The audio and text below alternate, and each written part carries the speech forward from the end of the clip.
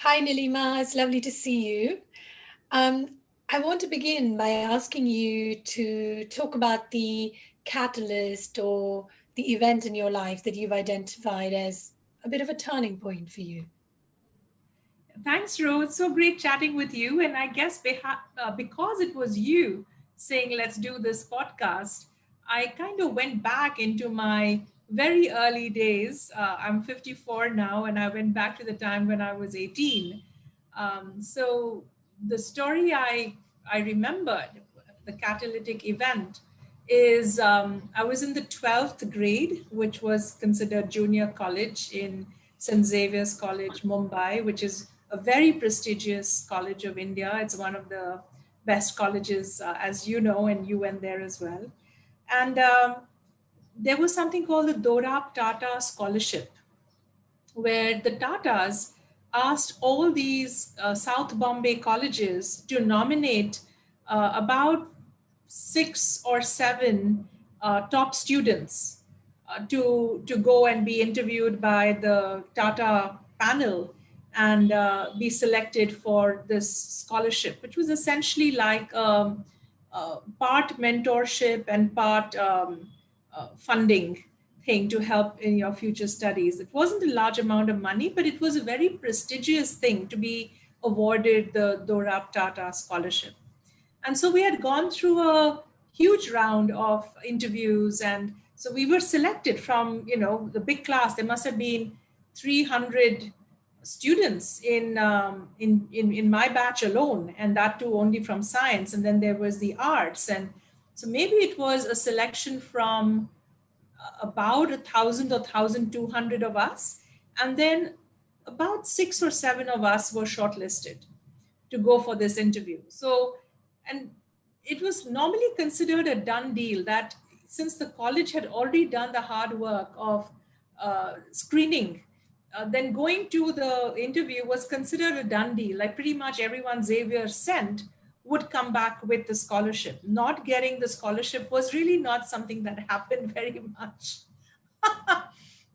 Which is why it was all the more a bit of a knock on the head or kick in the gut that I went for the interview, and there was this panel of senior Tata leaders, many of them big names that people will recognize. And I didn't know much about the corporate world, but all I knew was like, oh, I should go impress them. So because I was young and I didn't know how to show up in front of an audience like this, something kind of took hold of me. And instead of doing what I usually did in my previous interviews that had got me here, I kind of went down. They picked one thread on something I said about, oh, I do fashion shows. And being in the Navy, we're doing we've organized SODA, Service Officers Daughters Association, and then we organize and choreograph these fashion shows. And so maybe one of them asked me a question about that. Now, there is a time limit of that interview. And I use much of that interview to just talk about, like, I'm on the ramp and I do fashion shows. And that kind of ended the interview.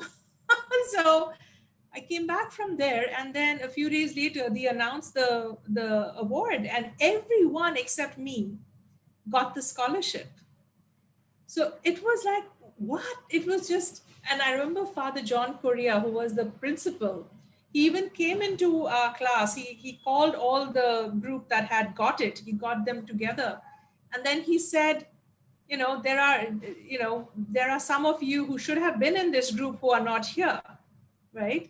So he even said it, right? That he even said that someone he hadn't expected to get it got it, whereas I didn't, right? So that felt a little nice for the ego, but I had a huge amount of then learning to do from that failure, saying what went wrong. And the wonderful thing about learning from what went wrong, and maybe do you want to frame that question in some way, or well, that was the incident. Yeah, so it's quite a long time ago, and obviously, even as you're speaking about it, I can still feel that you kind of went back in time and you felt the sort of the shock and the humiliation almost of that rejection. So tell me what happened. I mean, but before you kind of talk about how that sort of affected you and changed you, did you know what they were looking for? I mean, this is an important question, right? You go into this interview, what are they looking for? What were you hoping to achieve from that scholarship? That's such a good question, Rohini. I realized the reason this was a catalytic event is up until then, I was 17 and a half, and I had just been successful without ever thinking about it. Okay. I got on stage and I succeeded. I took up my textbooks and I succeeded. So I just gone through life succeeding without ever asking what is it that I'm really successful for, or uh, what is it that people need and want that I am, good at. Because I'd never done that level of inquiry, I kind of thought I can wing this one as well. And it didn't occur to me to ask the question, what are they looking for? And maybe this comes again a little bit from my upbringing and background. We're these naval kids, and it's all about succeeding, going for all kinds of competitions and coming back with the cup. And all you know is you've got to go there and succeed. And I hadn't ever thought about what is it in me that makes me succeed. I didn't have a sense of self, and therefore I hadn't even considered what is it that they may be looking for. It was just about, you've got to be a good personality, you've got to speak well, you've got to show confidence, you've got to show a set of achievements. And I had a long list of achievements, curricular and extracurricular, behind me. So I thought, that's it. You just go there and you wing it and you impress people, and they give you a prize. So what did you do after that? How did that kind of make you look at yourself? So I had to then sit back and say, whoa, Nilima, just because you thought you can wing it and you couldn't, what is it that went wrong? And what could have been done differently? And as I talked to my best friend, Shubha Tole, and she won the award along with a bunch of others, and I spoke to some of the others, and I asked what did they do in their interviews. And I realized, Shubha had talked about Richard Bach and his book, Jonathan Livingston Seagull, and, this very deep and philosophical book. And I realized I just went there and must have looked like this superficial person, whereas the truth is, I have depth to me, and I love nothing more than a deep conversation.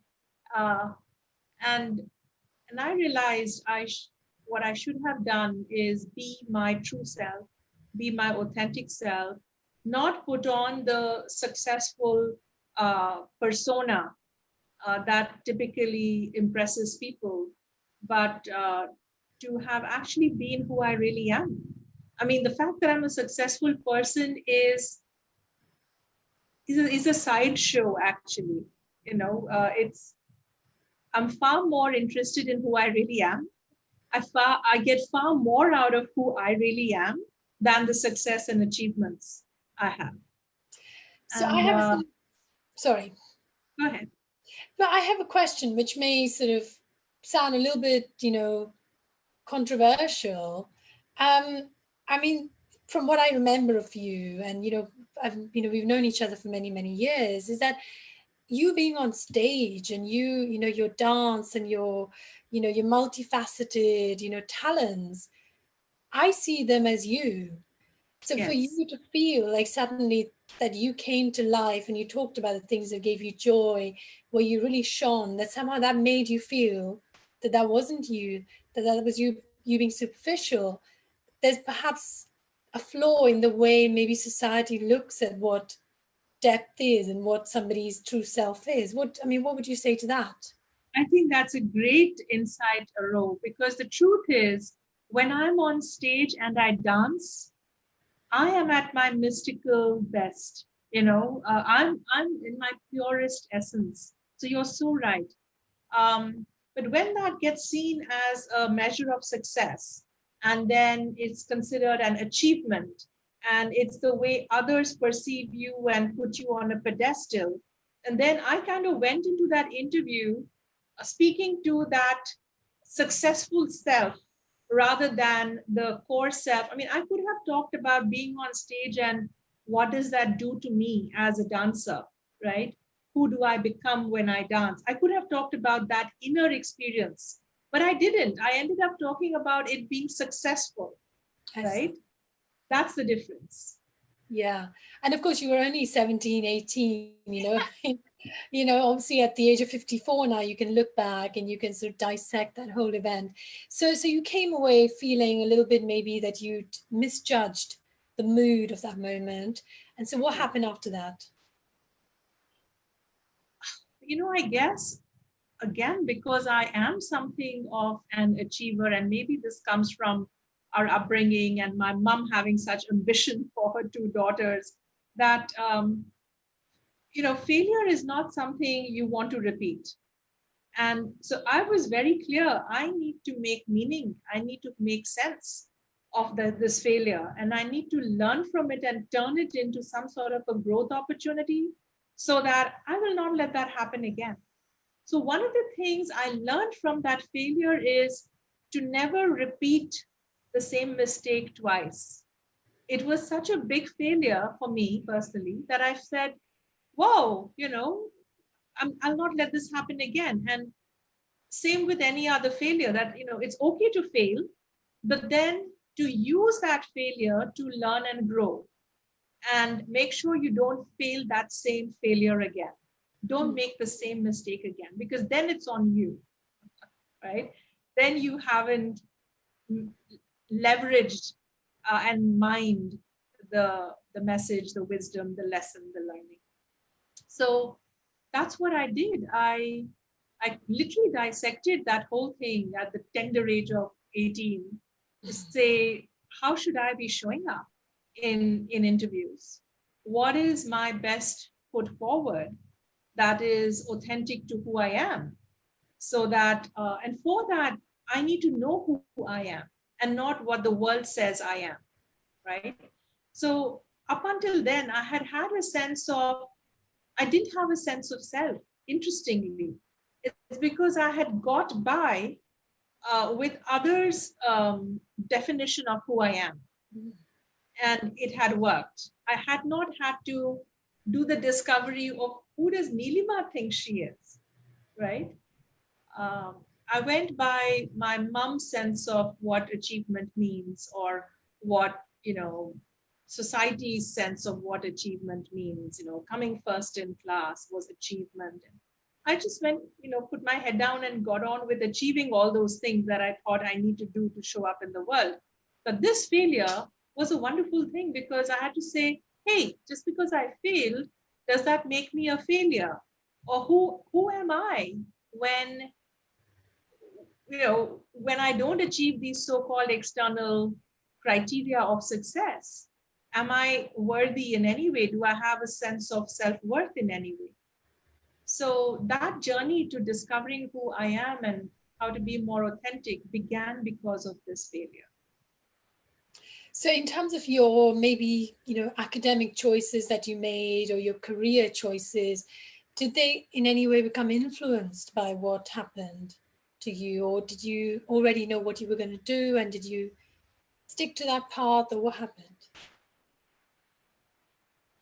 Perhaps you're right. It may have influenced what I then did, because up until then it was like, oh, if you are intelligent, you have the smarts, then you do science, or you go become a doctor or an engineer. Well, I decided I'm not going to go for medicine or engineering, even though I had the marks after my HSC board exam. And when most of the class went away into medical and engineering, I decided to stay on and do my BSc in life sciences and biochemistry. Now, even then, I didn't fully own who I am, because I didn't know who I am and what my real interests are. So I just thought, hey, this is a good way to get a degree as any. So I did life science and biochemistry. I ended up polishing my brain power, just dealing with a subject like that, immunology and biochemistry and all that. But, just literally 1 year into it, I knew I'm not going to pursue this as a career. I cannot spend my life in a lab. So after that, for post graduation, I then said, enough of this. The rest of the class all went to Caltech and, you know, all the big universities in the US to study to become microbiologists and, studying life sciences at the master's level on full scholarship. I was perhaps the only one who didn't do that route. And I said, I'm going to take, this detour now from the rest of the stream. And I took up um, social communications media studies from Sophia Polytechnic. So it was a complete change from sciences into media, into communication, right? And that is where it was like coming home. I literally felt like I'm now breathing the air that I'm used to. Otherwise, it was like my lungs were made for some other kind of oxygen. And in the world of science, I was kind of coping. And I coped so well that I came second in the university. My friend Shubha came first. But, that it just wasn't my thing. And I'd managed to cope. But finding this other thing, and you're right, maybe this thing of be authentic, be your true self, don't follow just what everyone else is doing, because that means that's successful and that's the path to success. Make your own choices. So you're right, I had the courage to branch out and just do my own thing. And to my parents' great credit, they never really ever pushed their ideas on us. It's like, you should figure out what you want. Just make sure you work hard for it and you succeed at it. That was what they did. Yeah, yeah, that's so lovely. So actually, I'm just trying to think. Your the way you kind of lit up the stage with your presence. You're somebody who loves communicating, whether it's through dance or whether it's through other means. And so it's somehow, maybe not consciously, but somewhere in your subconscious mind, you knew that that was the area where you were going to thrive. So in terms of then your life choices thereon, did they go as planned, or what changed for you? You're right in the sense I was following my intuition or instinct that I come into my own and I get lit up from the inside when I'm communicating, whether as a dancer or a speaker or a writer or whatever it is, like when there is like a communication. And as I took up this course, I realized more than the media presence, what what was really exciting for me and inspiring for me is the power of communication itself, right? And it's years later that I discovered that I'm an Enneagram type 1, which is called the reformer, which is about showing the world a better way. And, it's like the Gandhis of the world. I didn't know that about myself then, but when I realized the power of media is to heal and to resolve and to spread awareness of what's important. And I realized that all the problems in the world that are not natural, disasters are a lack of communication or miscommunication. Um, and I felt this deep need to heal interpersonal, intrapersonal, and mass communication.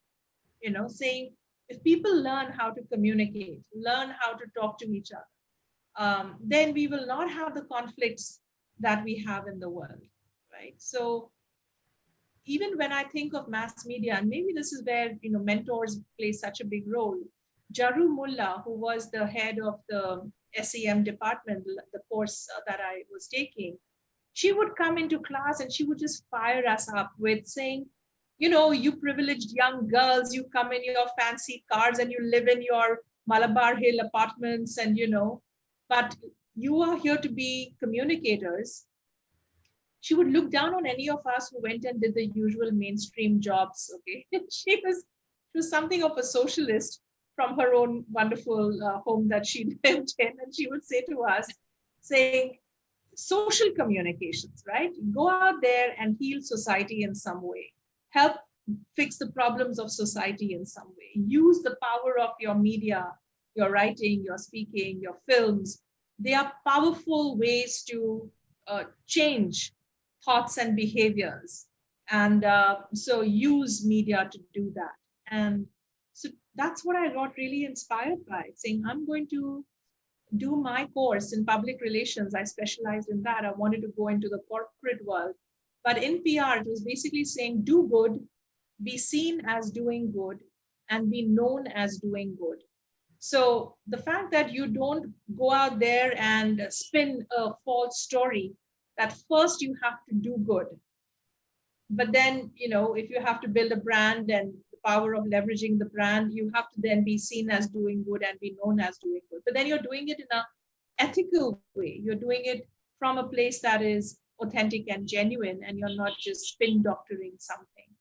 So yeah, I guess all that, this thing of, I guess, looking back, making meaning of my crisis or my catalytic event was, I realized the duality of superficiality and depth, and this thing that being superficial doesn't serve me and doesn't serve anybody.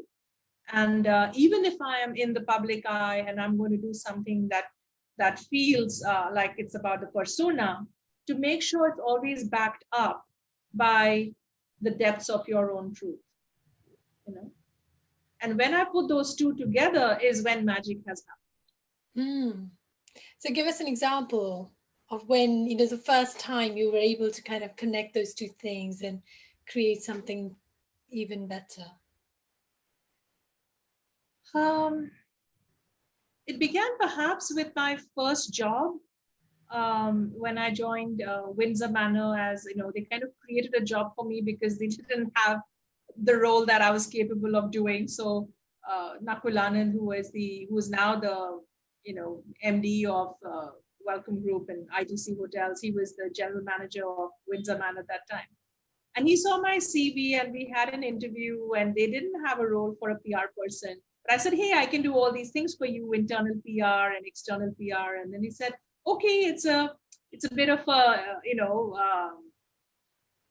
experiment. Let's see if it's going to work. And then he gave me like a blank sheet. You go ahead and do what you want, enjoy yourself. And because I had a boss who had the wisdom and the compassion and the bigness to kind of see me and say, I'm going to stand behind you, go out there, do what you think is right. I was able to then, for one of the first things I did was create a quiz. And I ran it like, Siddharth, what was his name? He was a very famous quiz master. Um, Siddharth something. So, and he would do this beautiful quiz on national television. And I kind of used that format and I created this quiz and I had this interdepartmental thing going on. And I kind of conducted the whole thing. And so I remember him coming to sit and watch that. And later on, he said to me, Nilima, that was the day the whole hotel realized who you are and what you're capable of. Like, just had this on stage, on screen persona. But what I was doing was creating bridges, creating camaraderie, raising morale. And in the 4 years of that wonderful job, the whole hotel kind of came together as this wonderful unit. And we would, work hard and play hard. And it was all such fun. Even the so-called competitiveness had a joy and collaborative energy to it, right? So it's because of all these fun things I did. I created an anthem for the hotel, which they still play, right? We recorded it. So yeah, doing these things that could be seen as, just something that is for publicity, but they all had heart and soul in it, which is why they worked. So how old were you when you went up to, is it Nakul, and asked him for this job? Nakulana, Nakul, how old were you? 22. Wow. Okay, there's so many things that come out from that little snippet that you told me, and I'm just going to try and, reflect them back to you. So first off, I think I love the fact that you had the vision and the ability to almost look at a business and see how you were going to add value. Because something I talk with my clients quite a lot about, that, it's one thing to kind of wait for the right opportunity and then hope that, that they will pick you.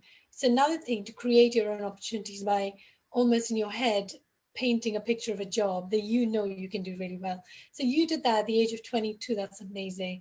But secondly, what I love about your story is that a lot of people think PR is all about, sort of, taking a story and then spinning it to the outside world to create this superficial impression, Yeah. like the way you felt you had done in your interview for that scholarship.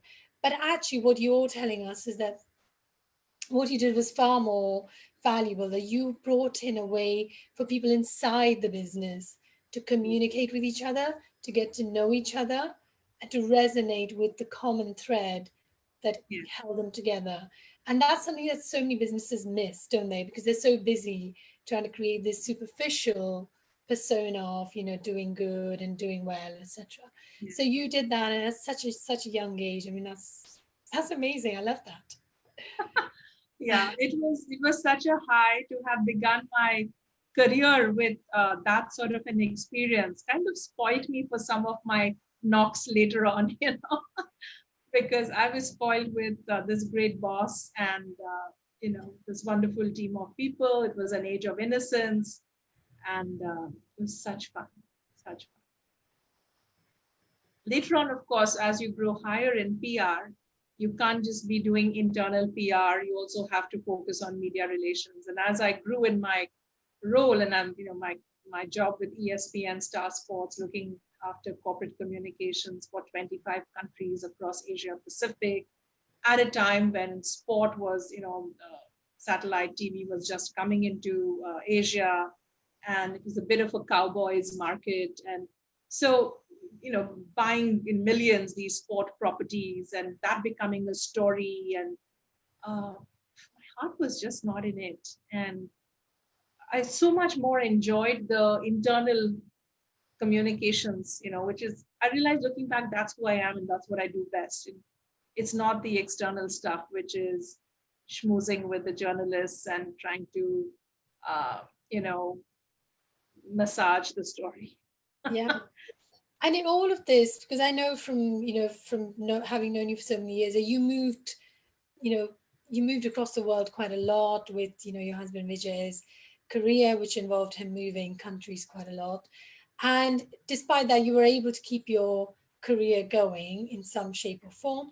But I also really acknowledge the fact that you still found time, despite, a busy job and children, to actually still do your dance and your shows and all that. So I think for me, what's important is that you didn't let that setback put you off, Yeah. the shows and the dance, that you were able to at that young age separate what they had seen of you from what was actually there for you, and that you continued with Yes. that. So tell me a little bit about what happened then, because I know the story of what happened, with Vijay falling ill and some of the changes that happened in your life, and how you can now look back at what happened at that young age and connect it with what you are doing now. So I did leave corporate communications after 10 years because I felt as I grow higher in this role, it becomes uh, less authentic. And you're not rewarded for the deep inner cultural work that you're doing, but you're expected to do this, uh, you know, being careful with the truth that you're putting out there, so to speak, right? So that's not who I wanted to be and what I wanted to do. So I gave up my full-time corporate communications career. We had moved to London at this time. It was the right break, so I could start afresh and not go into yet another Copcom's job. And so I took up the study of yoga and Vedanta, and parallelly brought Karu to the international market, which is this design collective that does art for everyday living. They work with threatened craft arts, and they just create these incredibly stunning international quality home artifacts and pieces of furniture, and it's just mind-blowingly beautiful. I don't know if you remember coming for that exhibition at the Nehru Center. So these two things were happening in parallel, where I was now able to feel that being authentic also meant that the work I do should be authentic to who I am, right? And so I working with Karu felt like a purpose alignment that I'm now getting on to doing my life's work, which is finding purpose-led organizations who are making the world better in some way, which is what Karu was doing. And then bringing my expertise, which is, someone who knows how to build brands and do PR and events. So helping launch them in the UK market, and effectively it was their international launch, doing it at the Nehru Center, and not just doing an exhibition and trying to sell those beautiful objects, but also I created like a panel discussion. And we had Sir Christopher Frayling and we had Tom Dixon. And so it was pretty amazing. We had this wonderful lady, Deborah, I forget her second name, from the VNA Museum. So it was now thought leadership, right? What is happening to the crafts in India, and what are market forces doing to them, and how do we keep sure that crafts are an expression of the identity of a people and a nation, and they have so much more value than just the few dollars those objects sell for. So what is happening with mass produced products, what does that do to crafts? So we had a couple of wonderful panel discussions with good thought leadership, discussing the deeper issues around this product and this business. That what was, in a way, Karu was a conscious capitalist company before this thing became a movement, Yeah. right? I'm now part of the conscious capitalism movement, which is how do you elevate humanity through business. And so this thing about being authentic, even in the work you do and the business you do, and having that through line from how you source your products all the way to how you sell them, and how much are you selling, spending on marketing, and how much are you spending on actually creating real value. Um, so yeah, I was able to bring my previous background in corporate communications to now a social impact, a cultural innovator company, right? So that was the second thing I did. And studying yoga and Vedanta was a life changing moment because, again, I came home to yoga and I realized I'm never ever going to leave this practice. I've kind of rediscovered my essence through yoga. And Vijay got diagnosed with colon cancer 2 years into that journey. And so everything I was learning for health and wellness now became about also, um, making sure he recovered. So that took us into a journey of discovering integrative medicine and holistic health. So when we came back to India, I spent the next 10 years doing cancer support and cancer rehab and setting up an integrative medicine practice, helping other cancer patients go through their journey. Everything we were learning, we started teaching. So I was leading that effort in a clinical setting in Bangalore. Wow. So you can see that, from this whole thing of being on stage, I didn't let that go because, oh, by the way, when we were in Hong Kong before returning to India, I started the Sri Shakti dance company with four other incredible dancers. So in Hong Kong, so one was a Kathak dancer, and they're all ICCR empaneled, wonderful dancers who happen to be based in Hong Kong because their husbands were posted there with big expat jobs, and so they had to keep themselves busy, and they are professional dancers. So one was Kathak, the other was Bharatanatyam, the other was Mohiniyattam, one from Odissi, and I was the Yogini. And so we came together and created the Sri Shakti dance company. And the first performance was called Panchabhuta, the dance of the five elements. And we took the whole idea from yoga of the five elements and how that is also translated into a dancer's journey, how she has to master these elements in order to become a competent dancer. And we explained this very deep Indian idea in a very universal way. Um, we did not lose the integrity of the dance forms as we performed, but we were not wearing all the usual traditional dance attire because we wanted to strip all that away and not distract with that and help the audience understand the core philosophy and what is the depth of that performance, what is it really communicating. And so we are back to communicating and authentically. And at the end of it, we sat down and I chanted, and I had an audience of 1,000 people chant with us, right? So even how I wrote that script, I had to do my own research, my own study, pull it all together. And I was like the sutradhar of that program. So I was on stage, I was speaking without looking at a script, uh, and I was performing, and there was a slideshow happening in the background, and these incredible women, were such excellent dancers. It was mesmerizing, absolutely mesmerizing. I mean, people went away in tears from that program. I mean, something happened to them in the audience as they witnessed this. They became part of the performance, and they could see that what they're experiencing is not just some sort of a spectacle or an entertainment. They could see it was a yogic experience. It was a kriya. It was a journey they went on psychospiritually themselves. I love that. I want to ask you a question, and this happens to be something that is perhaps true of many people who have this sort of strong inner light that burns. Like you have this light inside you, and when I've seen you on stage, but even now, you light up with your passion and your love of dance or whatever it might be. And of course, there are people who resonate with that and they kind of really chime with that. But there are other people who feel threatened by somebody whose light is so bright that they feel like, oh my God, it's too bright. I need shades. Or I need to dim that light. Have you in your life experienced situations where people have told you that you're just too much, or your light is too bright? Can you please dim it? Or, can you be different? Or can you tone it down? Have you ever experienced that? Luckily enough, no one ever said to me, tone it down.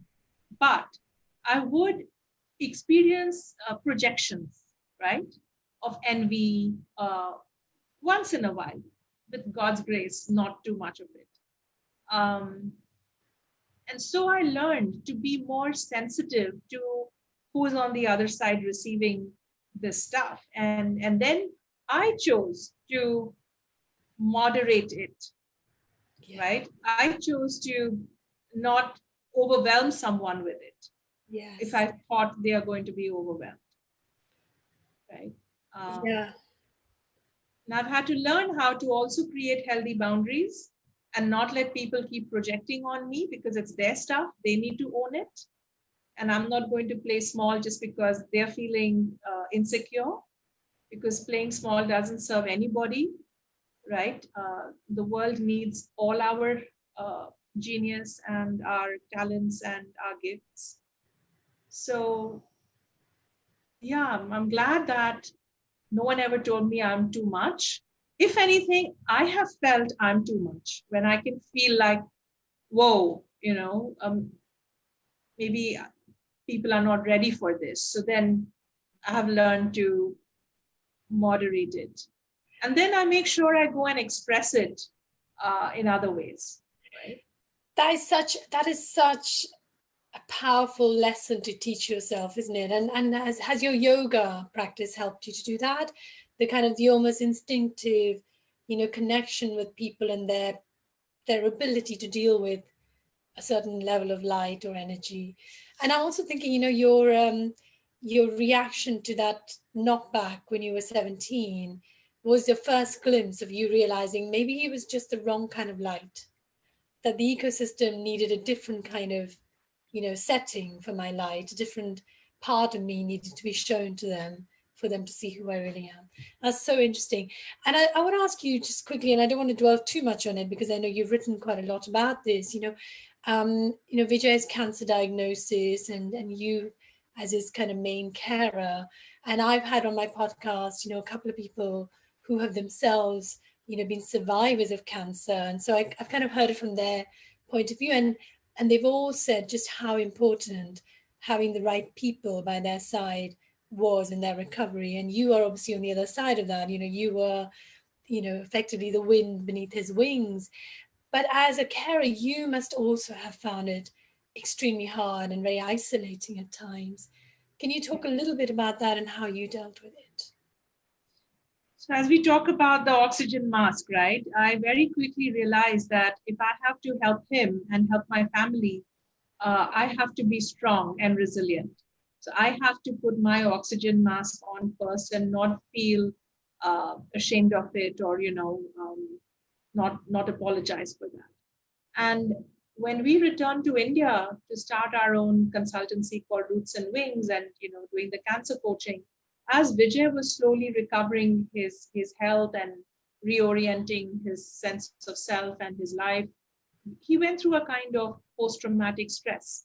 So it was very, very hard on me, and so I would try and buffer the children from that, and yet life was functioning. We were out there in the world working together. So I had to make sure that I am I am feeding myself and I'm not getting depleted. So I took up a lot of further study. For every 3 or 4 workshops that we were teaching, I would go and sign up for some course: drama therapy, dance therapy.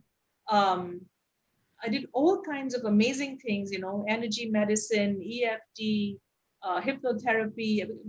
Really kind of uh, took up all these personal growth, self awareness, um, self help kind of modalities. And in the process, met an amazing tribe of people. So I made sure I didn't kind of get depleted and kind of drowned in that very, very, very difficult situation. Yeah. And yeah, so the role of the caregiver cannot be underestimated.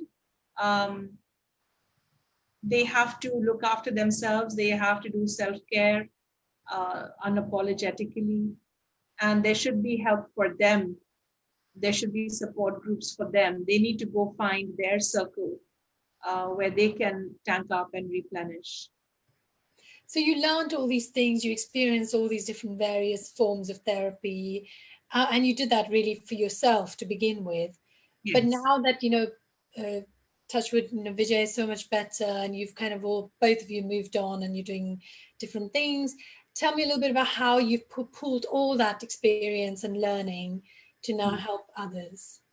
So that was a wonderful thing, and it's the map of the hero's journey. That when you go through your crisis and your trauma, you have to face your worst fears, and there will be allies and enemies who will show up, and you will learn things from both of them, and then your transformation happens. But it's not only for you. The journey isn't complete until you bring the gift back to your world in some way. And I intuitively knew that, and everything I was learning, I would come back and I had a regular yoga class. I would start incorporating all that into my yoga class. So the class would always have something new. Or today, Nilima is going to teach us EFT along with the yoga. Or today, she's going to teach us some sort of a core somatic integration along with the yoga. Today, she's going to talk about drama or dance therapy and do one little activity that she learned in her workshop. So I would immediately transfer what I was learning into my teaching and incorporate it. And even the workshops we were doing with corporates, in a way, this became what was unique and differentiating versus other leadership programs other consultants were offering. Because most training is very cerebral, very cognitive, lots of PowerPoint, right?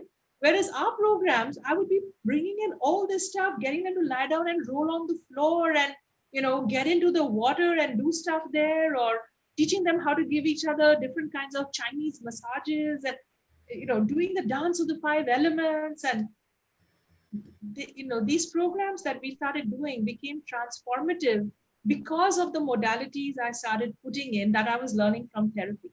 Yeah. I brought it to leadership, right? I brought it to coaching, and just created. And the truth is, I think both Vijay and I, just because we have our advertising and communication media background, we just hate to do anything that is run of the mill and boring, right? So every time we do something, it has to be better and different in some way from something we've done before. Right? So bringing innovation and being creative and testing it out with our willing clients really helped. And then because of the one-on-one work I did in the cancer coaching and then the group work we were doing with these corporate clients, these two books came out. My Cancer is Me, which is the first book I wrote with Vijay on our journey from illness to wholeness. And the second book I wrote 3 years later with Professor Raj Sisodia is called Shakti Leadership, Embracing Feminine and Masculine Power in Business. Because as I was coming through my journey as a caregiver, the marriage went through a complete overhaul. And I'm now joking that I'm in my fourth marriage with the same man. So, people would have been married 4 times to 4 different people by now, but they've been very clearly 4 different marriages. And in the process, I had to wake up, grow up, and show up as an empowered woman, no longer a codependent female who's walking 2 steps dutifully behind her successful, handsome husband, right? So, that coming of age and coming into my own as a woman, I could only do through yoga and Shakti and discovering all these very, very powerful but little known uh, practices and principles of Shakti and other feminine empowerment tools and techniques from around the world. So I realized, hey, this is another little known field. And if I'm learning all this, I need to now put it together in a way that someone else doesn't need to spend 7 years learning. You know, Yeah. give them a book and they can finish it in 7 days or seven weeks, right? But let them gain the benefit of this entire perspective and not have to then make a 7 year journey that I made. Right? Yeah, That yeah. Yeah, I love that. And I think just maybe touching on the point you made about, people change over time, when you've been married to the same person, obviously the person is evolving, you're evolving. And very often that change leads people to break apart because they just can't deal with, who the other person has become. And I suppose the general tendency is to try and change the other person so they become more, the way you want them to be. But I get a sense that in your case, certainly, I mean, maybe with Vijay as well, that you didn't try to do that. You actually looked within and you looked at who you were. So can you briefly talk about, if somebody's in that situation where they're thinking, oh my God, I don't know what to do with this relationship, I want to stay, but I don't feel like we connect on the same level. What would you say to them? So you're right. I mean, I think we all begin by trying to change the other. And when you discover the other is so unchangeable, you're kind of dealing with a rock. Then it's like, whoa, the only way I can deal with this is to then change myself and how I'm looking at this, right? Uh, because two people co-create the pattern of a relationship, the dynamic of a relationship. So you both are involved in who and what it has become. So if we want to change that, if the other person's not going to change or doesn't change in the way you want them to change, then you have to go to a new level and then break that bonding pattern so that there is space created for a new way in which the two of you can engage. Even if the other person hasn't shifted, if you have shifted, now the dynamic between the two of you can shift as well. Yeah. The good news in my case is that, Vijay, to his great credit, has tremendous integrity and, willingness to work at what's important. And for him, the marriage was very important. So the two of us obviously have some very deep soul level commitment to each other in this lifetime. Otherwise, for sure, this marriage would be over, given what we've gone through, right? Yeah. And so my final question for you, Nilima, and I know there's so much more I want to ask you, but unfortunately we only have a limited window of time, is, everyone has their own, I suppose, sense of what a fulfilled life looks like for them. What would be your definition of a fulfilled life? I think the fulfilled life is the ability to have attained a level of self mastery over one's emotions and thoughts and manage that inner scape so that, even when there's discomfort, you know how to be with it. Even when there's confusion, you know how to be with it until there is a new equilibrium, a new level of comfort, a new level of clarity that emerges. So, just the ability to deal with life and to roll with life in a more competent and capable way, that is what I call self mastery. And on the other side, a sense of selfless service to a higher purpose, right? That um, to have made a difference because you lived, right? So to have touched someone's life and improved it in some way, that is what is deeply fulfilling for me. And of course, for you to be in a state of fulfillment and peace and ease, uh, this role of harmonious relationships, and this is, I think, a huge Harvard study over 100 years or whatever, right? That ultimately, when people are on their deathbeds and they're asked what was it that finally really mattered, and what really matters is the quality of your relationships and how harmonious and joyful and mutual and loving and caring they were, and did they grow each other in some way, right? So I think these are like the three things: the self, the the ability to have some competence and mastery over one's emotions, and so on. The other is to have a sense of purpose and to be living your life on that purpose and to see that you're making a difference and making an impact and helping people in some way. And the third is having fulfilling, happy, harmonious, mutually loving relationships, even when they can be fierce and difficult, um, when there is a sense of deep commitment to each other, regardless of how, you know, discordant it may be on the surface, that you are committed to each other and committed to kind of see that through. Uh, if both sides can feel that way, then that can bring deep fulfillment to your life. Yeah, I love that. So, there were three pieces, and I wanted to obviously touch upon the fact that we're in this very, very painful, difficult time, especially in India with what's happening with COVID. And so, somebody who's listening to this, may have had a lot of trauma, as a result of COVID or other things. So, when they listen to sort of, finding mastery over your own emotions, how can they interpret that? Because there's two ways I've seen people think about this. One is to completely detach yourself from the emotions and from what's going on, which is not healthy. You're not saying, ignore those emotions or kind of pretend they're not there. What you're saying is something a bit deeper. It's kind of almost accepting them, but not be defined by them. So can you maybe, if imagine you were helping somebody to understand what that means and how they could begin to master emotions for themselves, how would they go about doing it? So, first of all, this is like saying to someone, don't need to go for to 10 years of schooling, but just ask an expert a question and you'll get the answer. So Yeah. we go for 10 years and we learn to how to hone our IQ, right? Um, but no one's teaching us EQ, emotional intelligence. No one's teaching us SQ, spiritual intelligence. No one's teaching us PsyQ, systemic intelligence, right? So unfortunately, our education system wastes our growing up years in only teaching. It's like going to the gym and building only your left bicep, and they leave all the other parts unattended, right? So you have to put in the practice of becoming emotionally intelligent, and it takes work. How to hone emotional intelligence. But for example, yoga is a very comprehensive system. When you get on a mat and you're learning how to stretch and breathe with that stretch, you're learning breath regulation.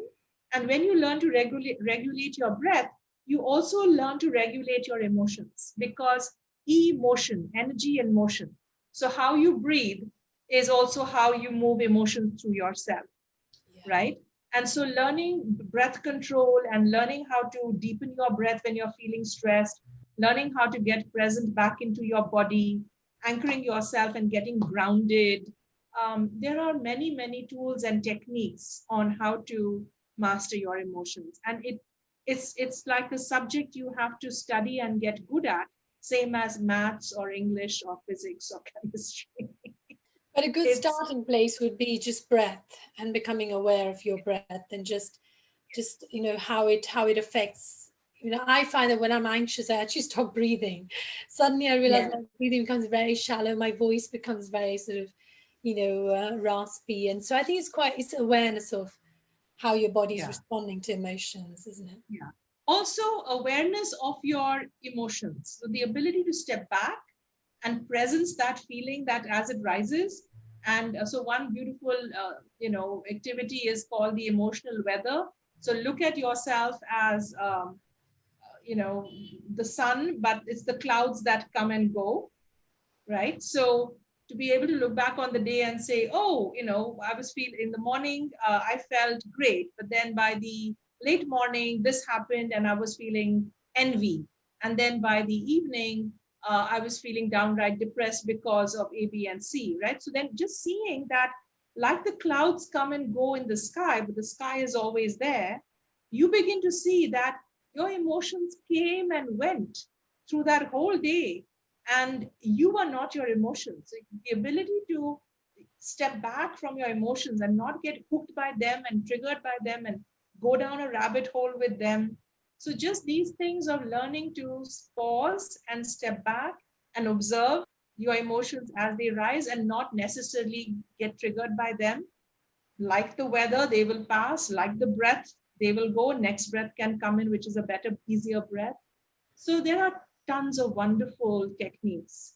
There's something called EFT where you tap on the meridians, the meridian points. And in the process, you kind of get unstuck wherever there is energy that is blocked.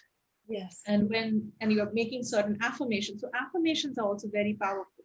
So for example, if you look at what are the typical things that bring up negative emotions, it's when you say, I'm not enough, or I don't have enough, or when there isn't enough, right? All the scarcity consciousness, victim consciousness brings up negative emotions.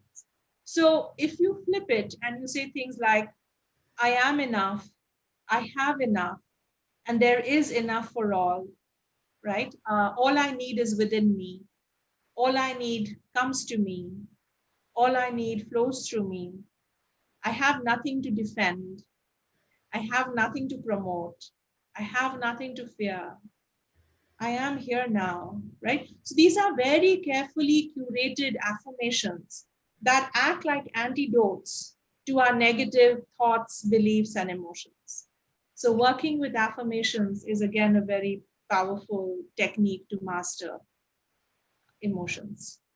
I love it. I'm currently listening to Eckhart Tolle's The Power of Now.